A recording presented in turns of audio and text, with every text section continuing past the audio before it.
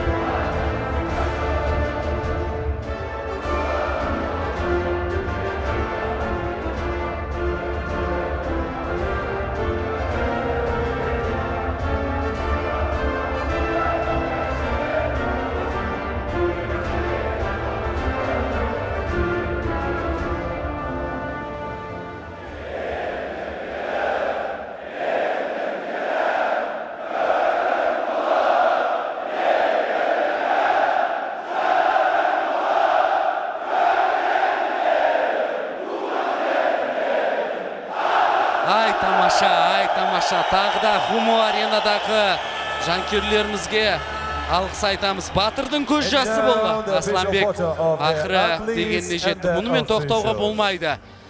Олимпиада бар. Олимпиаданы бағындыр айналайын Асланбек. Хумо аренадағы бүкіл қазақ жанкүйерлеріне қайтадан тағы да алғыс айтамыз. Бұл Асланбек қазақтың салмағын қайта